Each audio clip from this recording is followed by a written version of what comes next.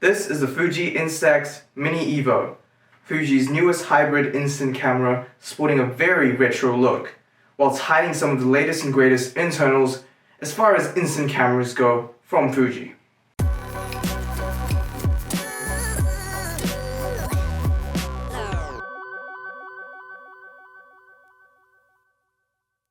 Hey, what's going on? Prashil here with my thoughts on the Mini Evo, what it is, how it works, and whether or not I think it's actually worth purchasing it. So let's get into it. On the outside of this camera, you get that old school look. So yeah, it's definitely playing on that retro appeal, and it definitely worked on me. I have the X-T4, which I'm actually using to film, and I love the way that camera looks. While the outside may have that retro look, come a little closer and you'll notice some really functional design aspects of this camera. So let's talk about that. You get two shutter release buttons, an accessory shoe, a flash, and a selfie mirror, which is the first I've seen and used on a camera, and it is honestly quite an interesting design choice. Flip it over and you'll find a 3-inch LCD screen, which is very helpful as you don't need to try and squint into any tiny viewfinder. Not that this camera actually comes with one.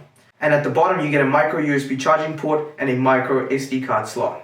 Now on the inside you have a 1/5 inch CMOS sensor, which is capable of producing images of 2560 by 1920 pixels. Now doing a little bit more research on the CMOS sensor itself, I found that these low power sensors are actually typically found in reversing cameras of vehicles. So yeah, that's a little fun fact for you. Now you will have to pick up Instax Mini film to use with this camera, and the procedure for setting it up is pretty straightforward. You open up the back and insert the film, making sure the yellow dot on the film matches the yellow dot on the body of the camera.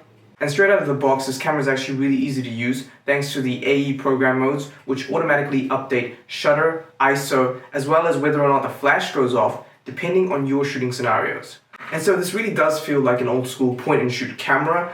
Not that I'd have that much experience with me being born after 2000 and whatnot. But yeah, it definitely gives you that old school vibe. And that to me actually makes sense, as this is a point and shoot instant camera.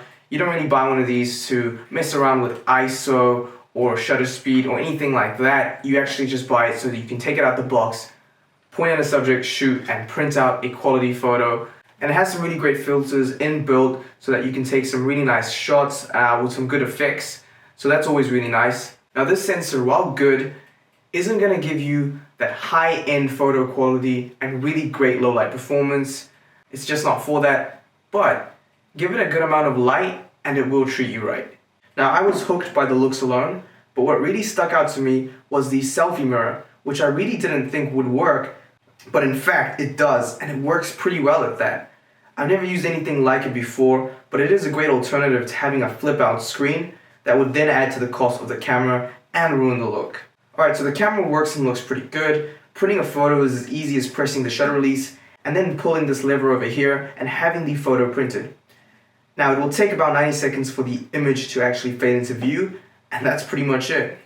Now my final thoughts on this camera is that it honestly is a great point and shoot camera, a great point and shoot instant camera at that, and yeah, I've had a lot of fun with this. The retro look definitely appeals to me, and it's light and super easy to use. Now the design definitely appeals to me, and it's super lightweight and just so easy to use. And the ability to actually go out and take photos and then just be able to print it out right then and right there is absolutely crazy. I mean, I've never experienced anything like this before. I always used to like the Polaroid cameras of yesteryear, and I always felt with these newer cameras, they were just trying to jump on the nostalgic appeal, and I always felt that they were somewhat gimmicky.